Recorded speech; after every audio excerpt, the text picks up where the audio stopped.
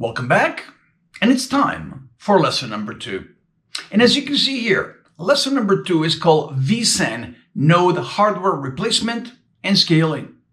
So what I'm going to be doing is I'm going to be going through the pages, and then I am going to do a series of demos. In one demo, I'm going to show you how to potentially remove a disk from a disk group or remove a disk group. In the other one, I am going to show you how to grow your cluster. So let's get going. If you take a look, here we have the goals of lesson number 2.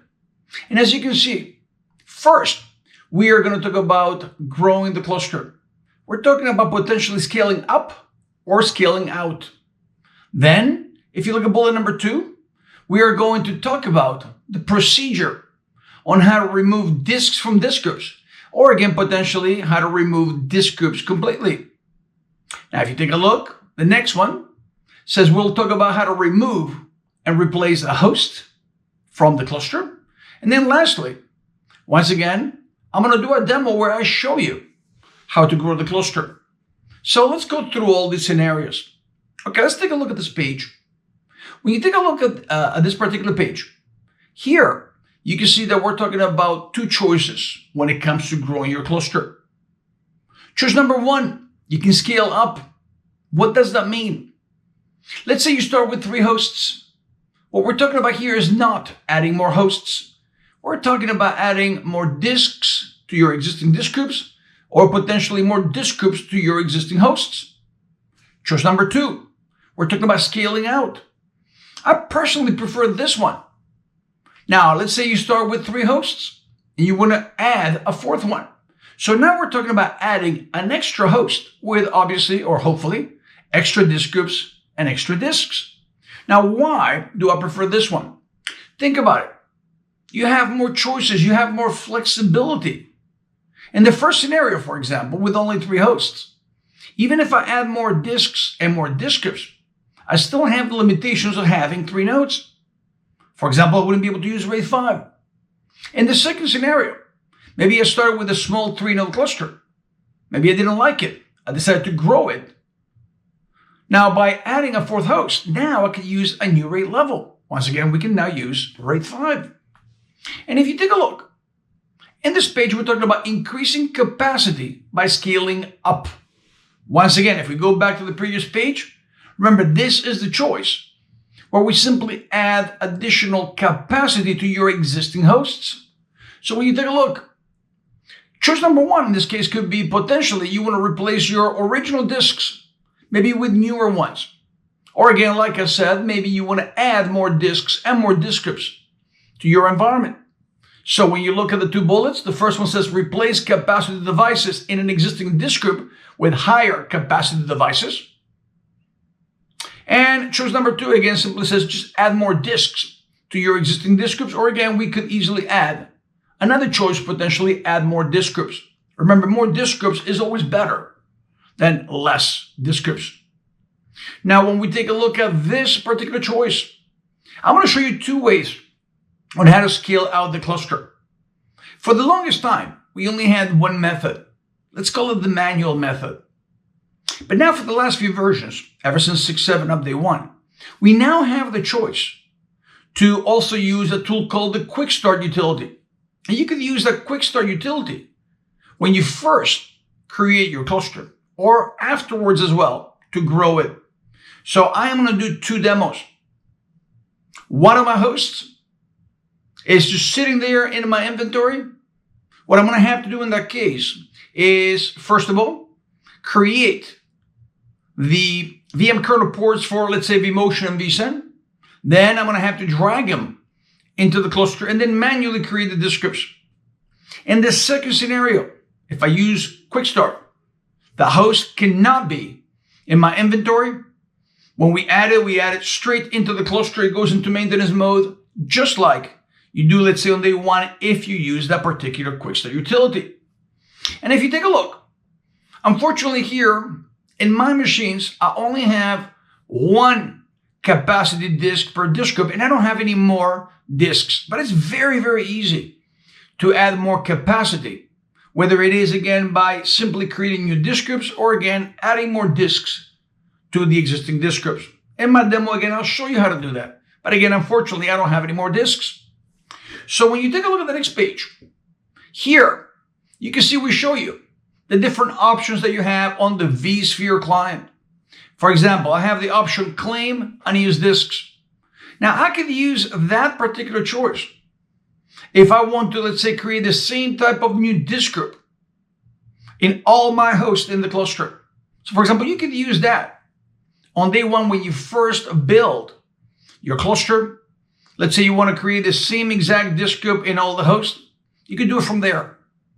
The second choice, add disks. That's the one that I use when I want to create a disk group or add more disks, let's say, to a disk group in one host only. And then you can see we have another choice called go to pre-check. So again, I'm going to be doing demos in a few minutes. Now, if you take a look, in this page, we're talking about replacing capacity tier devices. Now, let's say for argument's sake, a disk fails. Or again, I want to replace the disk with a bigger one. Couple of things that we need to remember. Number one, if that capacity disk is the only disk in that disk group, if you try to remove that disk, that is going to take apart the entire disk group. Now, I can show you that. Now, if I have, let's say, 2 capacity disks, to keep it simple, in a disk group, I can remove a capacity disk from a disk group without a problem if I don't have the duplication and compression enabled. But if I have the duplication and compression enabled, I can't do that. At that point, I have to take apart the entire disk group. Let's take a look at the next page. I'm going to show you this in my demo. But again, here's the story. If I try to remove the cache disk from the disk group, that is going to take apart once again or delete the disk group, because you cannot have a disk group without a cache device. It doesn't matter in this case whether you have dedupe and compression enabled or not. In both cases, you can't have a disk group without a cache disk. If you try to remove the cache disk, you are taking apart the entire disk group.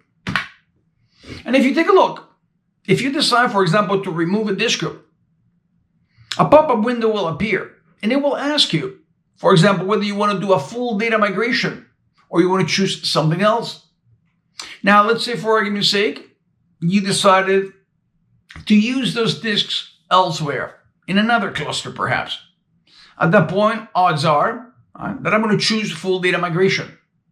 But again, you have other choices. And again, you will see all these choices in a few minutes. Now, when you take a look at this page, here we're talking about replacing a vSAN node. So let's see all the steps. Number one, evacuate all the data from that particular host. Now, you want to make sure before you proceed that the moving of the data has completed. And you want to make sure everything looks healthy. So to replace the host, notice you will put the host in maintenance mode. You will drag him out of the cluster. And then again, at that point, you can add a new one. One of the things that are mentioned here that you may want to remember is if you're not going to use that host anymore in a vSAN cluster, there's a good chance you probably want to delete the vSAN VM kernel port.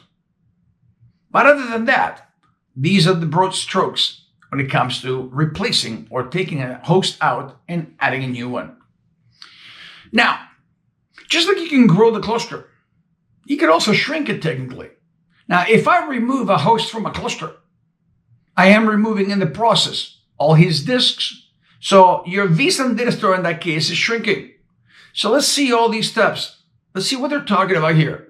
Notice, if you're going to decommission a vSAN node, once again, you have to move the data out.